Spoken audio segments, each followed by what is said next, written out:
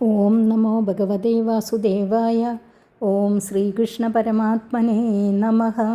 ശ്രീമദ് ഭാഗവതം പഞ്ചമസ്കന്ധം 25-ാം അധ്യായം. ശ്രീ ശുക ഉവാച. തസ്യ മൂലദേശേ 30 യോജനസഹസ്രാന്തര ആസ്തേ യാ വൈ കലാ ഭഗവതസ്താമസി സമാഖ്യാതാനന്ദ ഇതി സാത്വതീയ ദ്രഷ്ടൃദൃശ്യയോഃ സംഘർഷണമഹമിത്യാഭിമാനലക്ഷണം യം സംഘർഷണമിത്യാചക്ഷതേ. ശ്രീ ശുകമുനി അരുൾ ചെയ്തു. പാതാളമൂലദേശത്തിൽ 30,000 യോജന ദൂരെ ഭഗവാന്റെ തമോ ഗുണ പ്രധാനമൂർത്തിയായ അനന്തൻ വസിക്കുന്നു. സാത്വതതന്ത്രത്തിൽ പറഞ്ഞിരിക്കുന്ന ചതുർവ്യൂഹോപാസന അഭ്യസിക്കുന്നവർ അനന്തനെ സംഘർഷണൻ എന്നും പറയുന്നു. ദ്രഷ്ടാവായ ആത്മാവിനെയും ദൃശ്യമായ ശരീരത്തെയും തമ്മിൽ യോജിപ്പിക്കുന്ന ഞാൻ എന്നഭിമാനിക്കുന്ന അഹങ്കാരത്തിൻ്റെ അധിഷ്ഠാനമായതുകൊണ്ട് സംഘർഷണൻ എന്ന പേർ സാത്വതന്മാർ നിശ്ചയിച്ചു. യസ്യേദം ക്ഷിതിമണ്ഡലം ഭഗവതോനന്ദമൂർത്തേഃ സഹസ്രശിരസ ഏകസ്മിന്നേവ ശീർഷണി ദ്രിയമാണം സിദ്ധാർത്ഥ ഇവ ലക്ഷ്യതേ. അനന്തമൂർത്തിയായ യാതൊരു ഭഗവാന്റെ 1000 ശിരസ്സുള്ളതിൽ വെച്ച് ഒരു ശിരസിൽ ഈ ഭൂമണ്ഡലം ഒരു കടുകിൻ മണി എന്ന പോലെ കാണപ്പെടുന്നു. ഊഹിപ്പാനാവാത്ത അത്ര വലുതായ ശരീരമുള്ളതുകൊണ്ടാണ് അനന്തൻ എന്നു പേരുണ്ടായത്. യസ്യഹ വായിദം കാലേനോപസഞ്ജിഹീഷതോ മർഷവിരജിത രുചിരഭ്രമത് ഭ്രുവോരന്തരേണ സാംഘർഷണോ നാമ രുദ്ര ഏകാദശവ്യൂഹസ്ത്രശ്യഃ ത്രിശിഖം ശൂലമുത്തം വയൻ ഉദതിഷ്ഠത്. കാലത്താൽ ഈ ലോകത്തെ ഉപസംഹരിപ്പാൻ ഇച്ഛിക്കുന്ന അനന്തമൂർത്തിയുടെ കോപാവേശത്താൽ ചലിക്കുന്ന മനോഹരങ്ങളായ പുരികങ്ങളുടെ മധ്യത്തിൽ നിന്ന് 3 നേത്രങ്ങളോടുകൂടിയ ഏകാദശ രുദ്രവ്യൂഹം 3 ശിഖകളോടുകൂടിയ ശൂലത്തെ ചലിപ്പിച്ചും കൊണ്ട് പുറപ്പെട്ടു.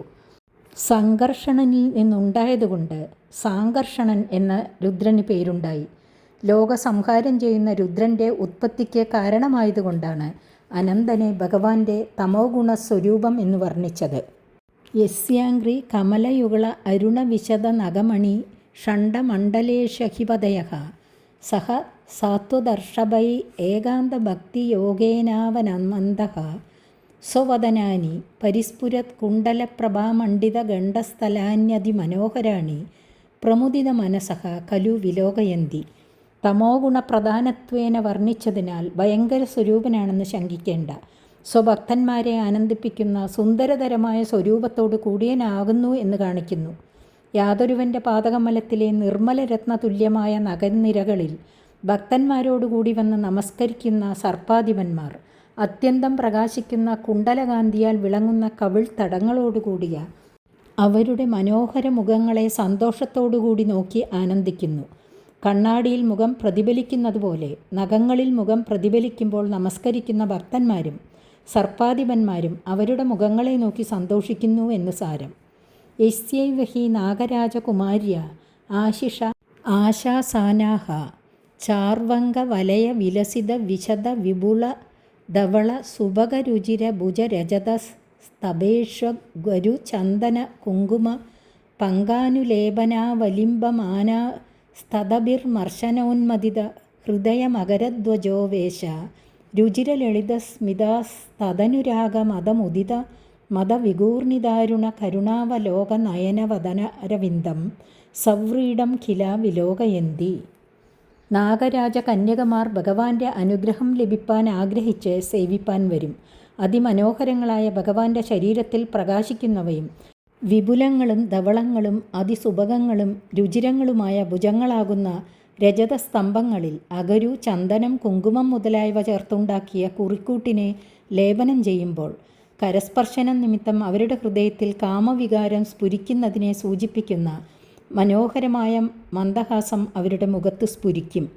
അപ്പോൾ അവരുടെ അനുരാഗത്തെ മാനിക്കുന്ന വിധം അരുണനിറമുള്ള നേത്രങ്ങളാൽ കാരുണ്യത്തെ സൂചിപ്പിച്ചു കടാക്ഷിക്കുന്ന ഭഗവാന്റെ മുഖാരവിന്ദത്തെ അവർ ലജ്ജയോടുകൂടി നോക്കുന്നു.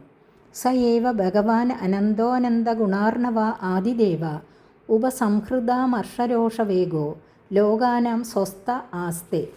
അനന്തഗുണങ്ങളുടെ നിവാസസ്ഥാനമായ ആ ഭഗവാൻ അനന്തൻ ആദിദേവൻ അമർഷത്തെയും ക്രോധത്തെയും അടക്കിക്കൊണ്ട് ലോകങ്ങളുടെ ക്ഷേമത്തിനായി കൊണ്ടുവസിക്കുന്നു.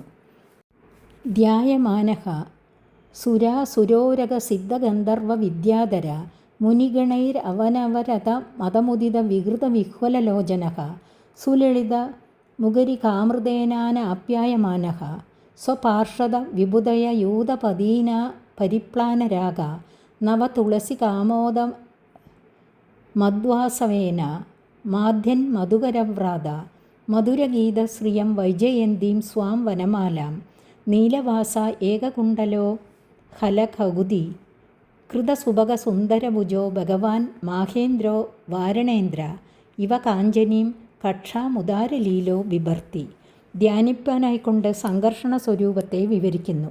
ഇടവിടാതെയുള്ള മതത്താൽ സന്തുഷ്ടനും വികാരപ്പെട്ടും ചലിച്ചും കൊണ്ടിരിക്കുന്ന നേത്രങ്ങളോട് കൂടിയവനും അതിമനോഹര വാഗമൃതത്താൽ തൻ്റെ ഭൃത്യന്മാരെയും അഭിവന്ദിക്കുന്ന ദേവസംഘപതികളെയും ആനന്ദിപ്പിക്കുന്നവനും വാടാതിരിക്കുന്ന കാന്തിയോടുകൂടിയ പുതിയ തുളസിയുടെ സൗരഭ്യത്താലും മാധുര്യത്താലും മതിക്കുന്ന വണ്ടിൻകൂട്ടത്തിൻ്റെ മധുരഗീതശ്രീയോടുകൂടിയ തൻ്റെ വൈജയന്തി എന്നു പേരായ വനമാലയെ ഇന്ദ്രൻ്റെ ഐരാവതമെന്ന ഗജം സ്വർണ്ണച്ചങ്ങലയെ എന്ന പോലെ ധരിച്ചിരിക്കുന്നവനും നീലവസ്ത്രങ്ങളുടുത്തും ഉത്തരീയത്വേന ധരിച്ചുമിരിക്കുന്നവനും ഏകകുണ്ടലത്തോടുകൂടിയവനും ഹലമെന്ന ആയുധത്തിൻ്റെ പൃഷ്ഠഭാഗത്തിൽ വച്ചിരിക്കുന്ന ശോഭയും സൗന്ദര്യവുമുള്ള കൈകളോടുകൂടിയവനും ഭക്തജനമനോരഥങ്ങളെ സാധിപ്പിക്കുന്ന ലീലയോടുകൂടിയവനുമായ ശ്രീ ഭഗവാനെ സുരന്മാരും അസുരന്മാരും പന്നകങ്ങളും സിദ്ധന്മാരും ഗന്ധർവന്മാരും വിദ്യാധരന്മാരും മുനിഗണങ്ങളും നിത്യവും ധ്യാനിച്ചു കൊണ്ടിരിക്കുന്നു.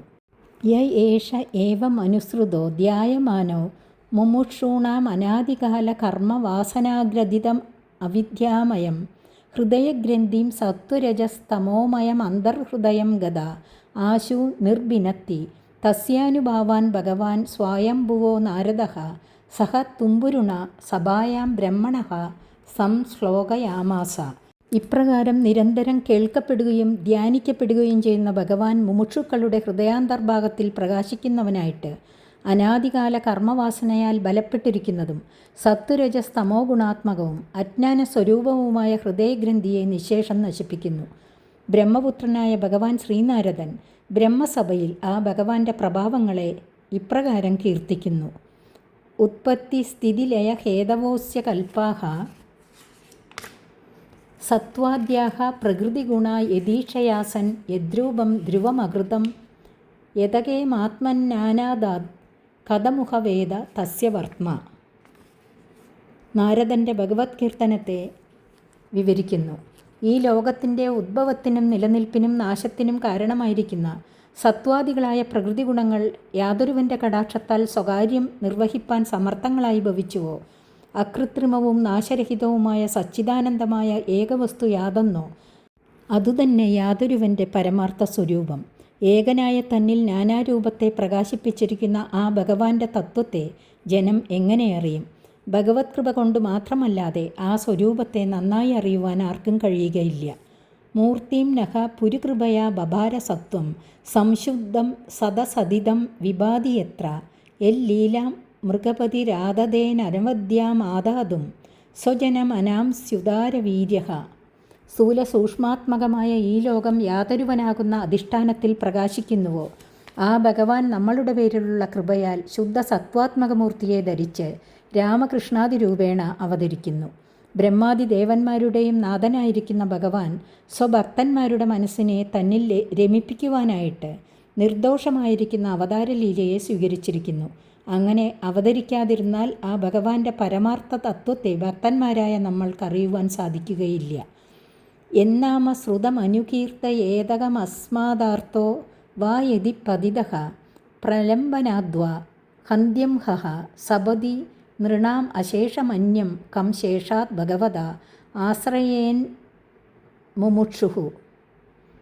ആ ഭഗവാന്റെ കാരുണ്യാതിശയമിരിക്കട്ടെ. നാമത്തിൻ്റെ ഔദാര്യത്തെ തന്നെ വർണ്ണിപ്പാൻ പ്രയാസം. എന്തുകൊണ്ടെന്നാൽ അന്യൻ ഉച്ചരിക്കുന്നതിനെ കേട്ടറിഞ്ഞതായ യാതൊരുവിൻ്റെ നാമധേയത്തെ കൃഷ്ണ രാമ നാരായണ എന്നീ നാമധേയങ്ങളിൽ ഏതെങ്കിലും ഒന്നിനെ ഒരു പുരുഷൻ അവൻ പതിതനായാലും വേണ്ടില്ല അവൻ്റെ ദുഃഖം നശിക്കണമെന്നുള്ള സങ്കല്പത്തോടു കൂടിയിട്ടോ അഹേതുവായിട്ടോ പരിഹാസമായിട്ടോ ഉച്ചരിച്ചുവെങ്കിൽ അപ്പോൾ തന്നെ പാപം മുഴുവനും നശിക്കും. അത്രത്തോളം മഹിമയുള്ള ഭഗവാനായ ആദിശേഷനെയല്ലാതെ അന്യനായ യാതൊരുവിനെയെങ്കിലും മുക്തിയെ ആഗ്രഹിക്കുന്ന ഒരുവൻ ആശ്രയിക്കുമോ?